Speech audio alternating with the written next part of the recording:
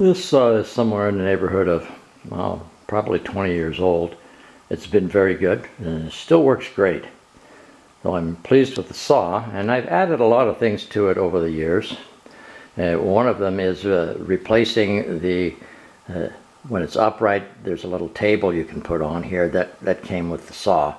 And you had to undo nuts and bolts and screw things in and out, and I didn't like that. So I made this little table here. It's a little smaller, but it's a lot stronger, more rigid than the one that came with it.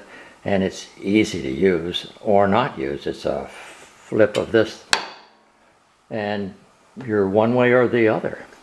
Anyway, what I'd like to do here when I'm using this table, I'd like to have some kind of an air blow off here just to get rid of those chips.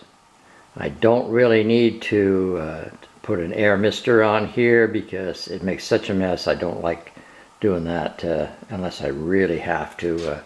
And the same for the mill. I don't put the mister on with coolant unless I really need to. So at one point over the last 10-15 years, I happened to drill a couple of holes in here. These are for 1024 screws. I can't remember why I did it, but I'm going to use those two holes now to put an air blow off on here.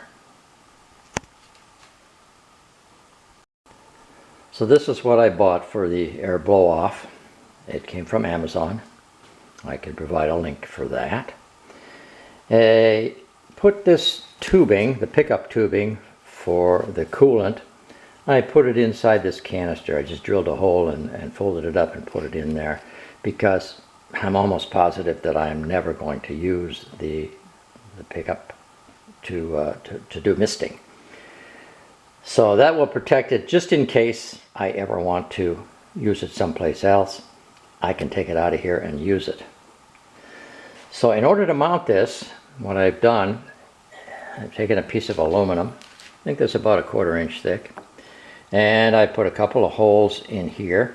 Those two holes in the bottom here, the ones with the countersink, or the beveled, to accept the beveled head screws, is going to go onto here, right like that.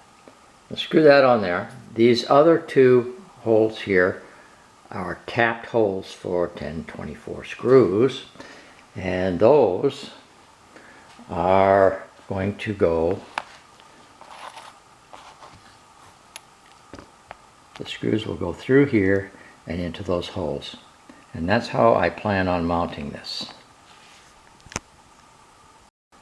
So the mounting plate here has been installed on the saw, and the other thing that I'm going to have to make sure of, I don't want this knob to get in the way of anything, so I have lifted it up, which has lifted this up so we have the most saw blade exposed between here and here. So here's what it looks like when it's installed. You're going to have to attach your air line here, which can come over the top from somewhere in the back, and it won't be in the way. And then the air can be just regulated by moving this red handle.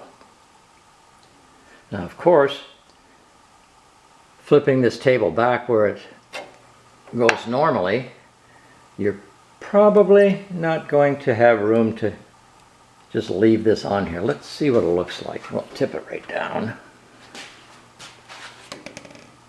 No, everything's kind of in the way. You could use it, I suppose.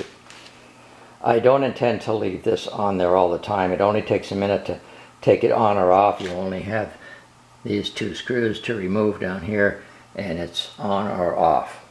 So I don't think I'm going to leave it on there. Oh, what motivated me to do this is the other day I was cutting some of this material. This is composite decking, and I couldn't see what I was doing. I'm going to turn the saw on and cut this and show you what I mean. We're not going to turn this on right now. Now, if I were following a line on here, there's a lot of buildup happening here, and if I were trying to go a little bit crooked on an angle, which I was at the time, I couldn't see what I was doing. So now we're going to try that with the air on. Okay, we've got the air hooked up here. And we'll turn the saw on and rerun that. I'm going to put the air on first here. We got some air going.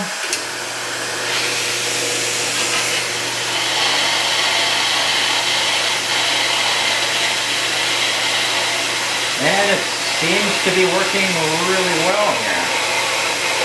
There's no buildup of debris at all. I think that's going to work really well.